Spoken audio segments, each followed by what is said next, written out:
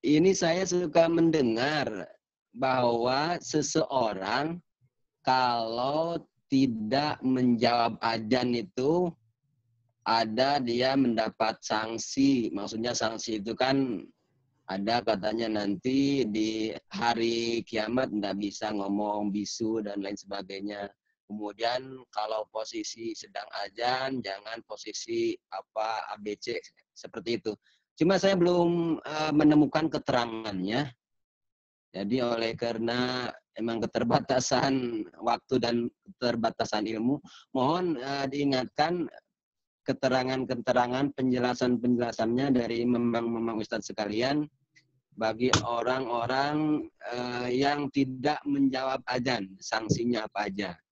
Maksudnya sanksi itu dia tidak mendapat keberkahan dari adzan yang dia dengarkan.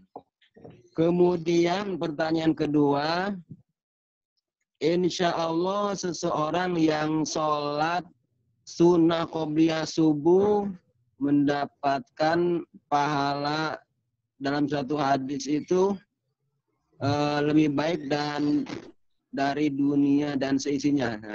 Nah, ini apa benar? Mohon diingatkan kembali mengenai hadisnya ini. Hadisnya itu apakah Fadha'il amal atau memang hadis sahih? Saya mohon diingatkan. Terus mengenai makna tasawufnya. Apakah setiap seorang yang sholat sunat qobliyah subuh itu bisa langsung mendapatkan pahala sedemikian? Atau kan ada persyaratan-persyaratan untuk sholat sunat qobliyah subuhnya? Karena luar biasa.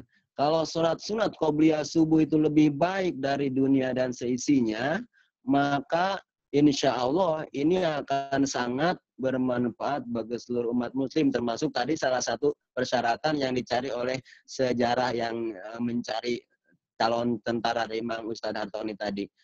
Maksudnya apakah ada persyaratan dari makna tasawufnya untuk mencapai hal tersebut gitu.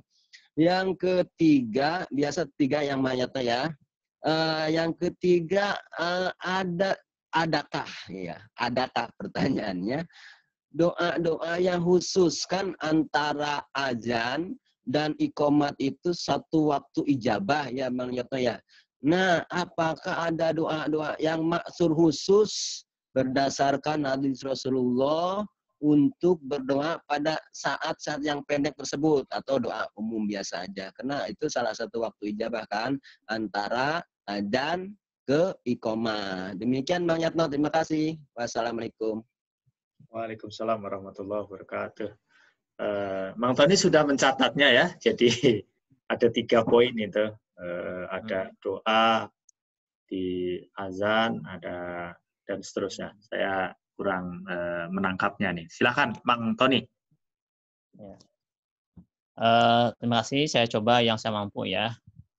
Pertama tadi apa sanksi bagi orang yang tidak menjawab azan. Setahu saya sih, saya belum mendengar sanksinya apa yang cuman karena azan itu sangat penting, ambil kepalanya, maka sayang kalau didapatkan tidak menjawab. Mungkin teman-teman yang lain mungkin silakan nanti ditambahi ya tadi yang sanksi tadi. Saya mungkin lupa atau saya ini nggak ingat gitu ya. Pernah dengar tapi lupa lagi saya tuh. Silakan aja nanti teman yang lain yang menambahi. Pertama, yang kedua, masalah tasawufnya. Tetap tasawuf kan intinya kan menjaga hati ya, bagaimana kita ikhlas ketika kita melaksanakan sholat sunnah gitu ya. Selama kita ikhlas, lalu kita yakin ada pahalanya yang Allah janjikan, pasti Allah akan memberikan pahala itu, yaitu akan memperoleh dunia dan seisinya. Pasti itu ikhlas ya batasannya. Nah, kita bagi orang-orang yang merasa yakin dengan apa yang Rasulullah pasti ingin menyambut seruan itu, maka orang pasti akan berlomba-lomba untuk melaksanakan sholat qobliyah subuh. Dan itu menunjukkan bahwa dia beriman bahwa dia yakin dengan janji itu. Ketika dia melaksanakan seruan Rasulullah untuk melaksanakan sholat qobliyah subuh 2 rakaat itu. Dengan dia melaksanakan itu menunjukkan dia meyakini bahwa itu benar, gitu kan. Cuman barangkali ditambah dengan keikhlasan karena Allah, karena Allah. Ya Allah, kalau begitu pasti akan mendapatkan tadi yang Allah janjikan, dapat dunia dan isinya. Itu yang kedua. Yang ketiga, tentang apa tadi? Yang ketiga ya, tentang doa masa sempit, masa azan sampai sholat ya? Iya. Amalan Adzan antara iqamah, doanya. adzan iqamah. Yang saya tahu saya baca di kitab Barqul Budiyah nih ya. Ada beberapa versi, ada salah satunya adalah baca banyak subhanallah walhamdulillah wallahu akbar 100 kali. Maka kalau dia ikhlas karena Allah, maka Allah akan memberikan pahala, dunia akan takluk di hadapan dia. Dunia akan takluk. Itu bacaan wirid setelah adzan qomat. Ada lagi juga bacaan Subhanallah walhamdulillah ilallah wallahu akbar 100 kali. Oh, itu ya. Ya. Dengan ikhlas maka dia akan Allah berikan pahala, gitu kan. Dunia akan takluk di hadapan dia. Artinya kita nggak perlu lagi dunia, dia akan takluk. Lagi bacaan tentang ada lagi juga baca istighfar, baca setelah itu selesai baca doa yang lain. Bahkan ada kan doa di sini di kitab Ruku ini doa, atau di ini juga di kitab ini ya, doa setelah sholat sunnahnya. Ada itu berapa bait gitu ya, berapa bait doa. Saya lupa, cek aja baca lagi di belakang. Mungkin udah selesai, ada masalah setelah kita sholat sunat untuk menunggu iqamah. Itu barangkali yang biasa saya sampaikan. Silakan yang lain menambahkan, melengkapi. Terima kasih. Assalamualaikum warahmatullahi wabarakatuh. Silakan, siapa yang menambahkan?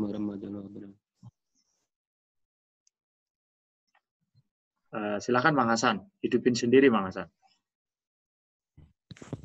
Ya, terima kasih Mang Yatno dan semua mamang yang hadir. Jadi kalau ini aja dulu lah. Yang doa setelah antara adzan dan iqamat. Sini ada di Al-Azkar bab doa ba'dal adzan. Jadi ada sebuah hadis dari ini hadisnya sahih di Tirmidzi katanya, kata Imam Nawawi. Jadi para sahabat bertanya, qalu famadza naqulu ya Rasulullah? Qal sallallahu al-afiyata fid dunya wal akhirah. Jadi perbanyaklah membaca atau berdoa untuk intinya kebahagiaan di dunia dan di akhirat. Jadi berarti kalau kebahagiaan di dunia dan di akhirat ya Rabbana atina fid dunya hasanah, karena di sini tidak spesifik kalimatnya, hanya untuk meminta kebahagiaan di dunia dan di akhirat saja. Jadi mungkin itu saja. Gimana teks hadisnya, Merasan? Teks hadisnya gimana, Merasan? Jadi qalu famadza naqulu ya Rasulullah? Qala sallallahu al-afiyata fid dunya wal akhirah. Jadi ada di babun babud doa ba'dal adzan. Ini ada di apa? Ada di Azkar. Azkarun Nawawi. Ya. Mungkin itu saja. Ya, sama-sama. Mungkin itu saja Mang Yatna.